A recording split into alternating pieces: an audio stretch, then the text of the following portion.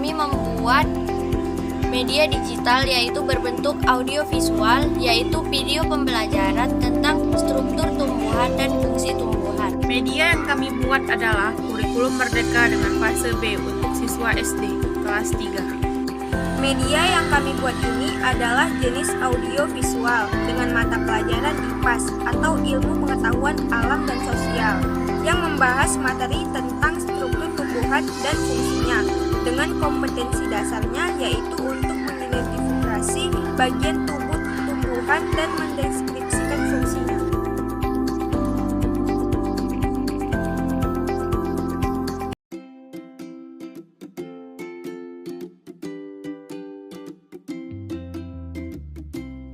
Assalamualaikum teman-teman.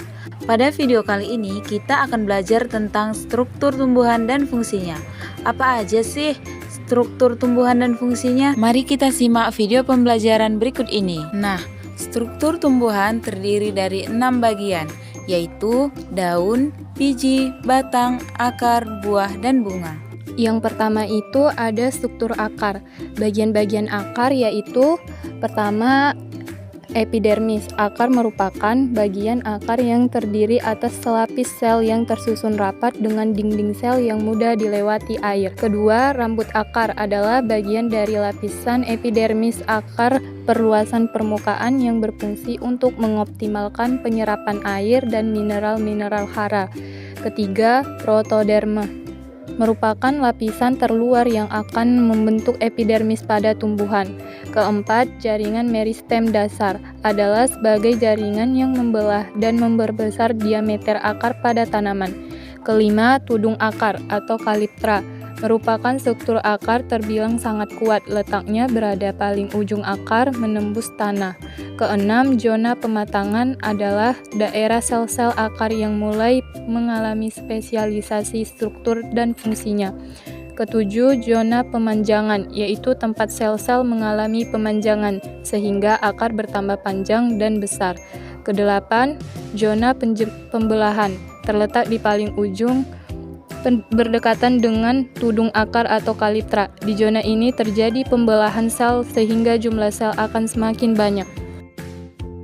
Nah, untuk fungsi akar itu terdiri dari 4 fungsi. Yang pertama, untuk menyokong dan mengikat tumbuhan pada tanah. 2, tempat menyimpan cadangan makanan. 3, menyerap air dan garam-garam mineral yang terlarut oleh rambut akar. 4, sebagai alat perkembangbiakan vegetatif pada tumbuhan. Yang kedua itu ada struktur batang yang terdiri dari epidermis yang merupakan batang yang tersusun dari sebuah sel rapat tanpa ruang antar sel berkutikula.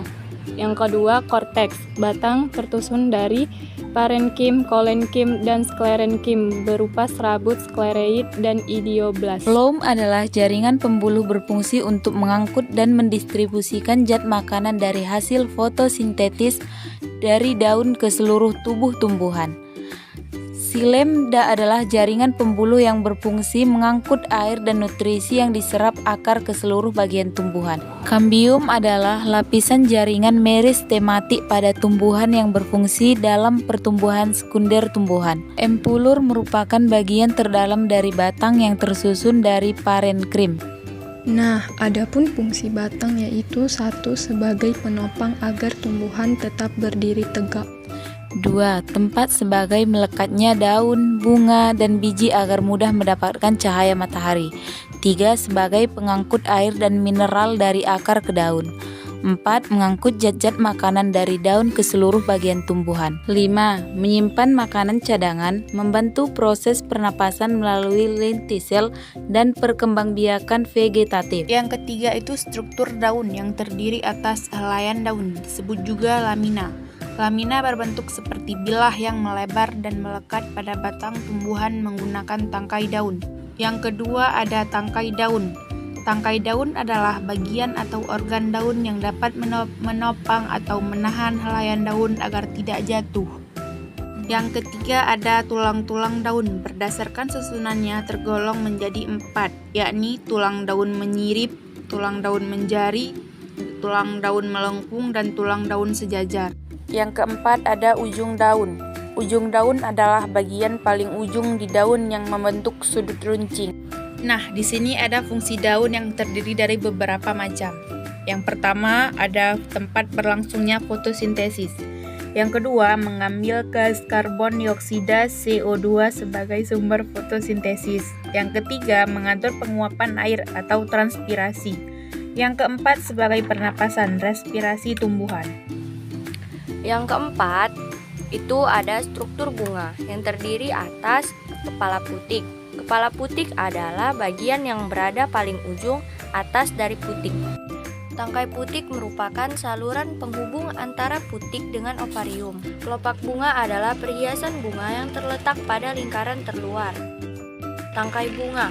Tangkai bunga adalah cabang terakhir yang berfungsi sebagai penyokong bunga. Dasar bunga atau reseptil merupakan bagian tempat melekatnya mahkota dan komponen bunga lainnya agar tetap berada di posisinya meskipun terkena terpaan angin. Bakal biji adalah struktur pada tumbuhan berbiji yang melindungi dan menjadi tempat bersemayamnya sel telur. Tangkai sari yaitu bagian yang berbentuk benang dengan penampang melintang yang umumnya berbentuk bulat. Sedangkan kepala sari yaitu bagian benang sari yang terdapat pada ujung tangkai sari. Mahkota bunga merupakan bagian paling mudah dikenali karena berukuran besar dan berwarna mencolok. Kepala sari yaitu bagian benang sari yang terdapat pada ujung tangkai sari.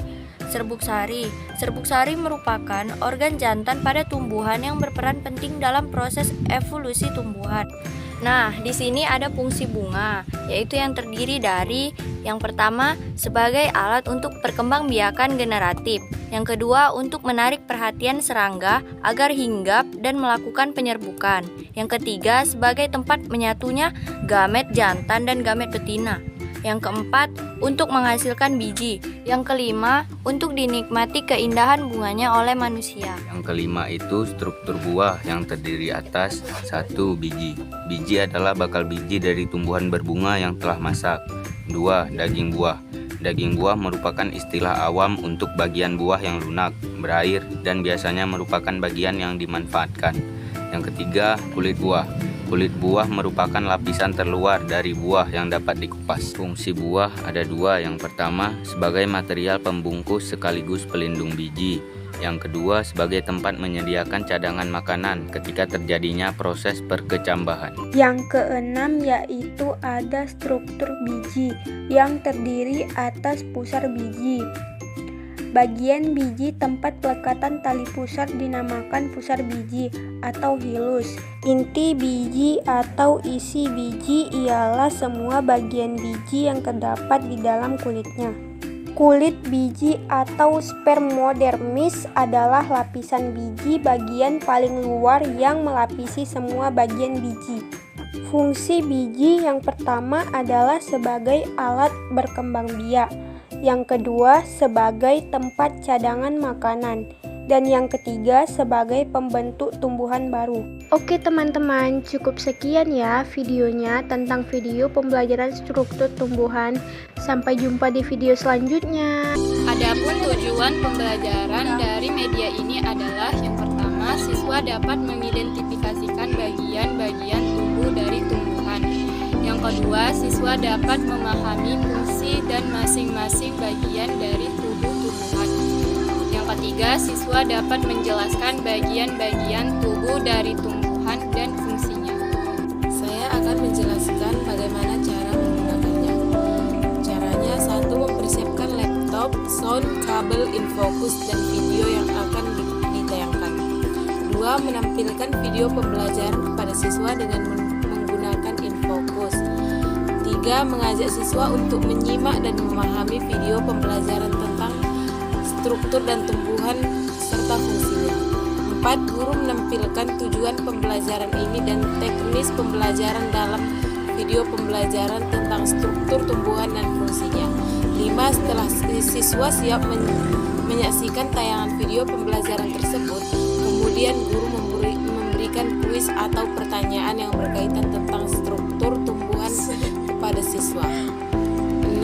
Guru dapat kembali mengulang video pembelajaran tersebut sebanyak 2 atau 3 kali agar siswa dapat paham apa apa yang ditayangkan oleh guru dan ditanyakan oleh guru nanti.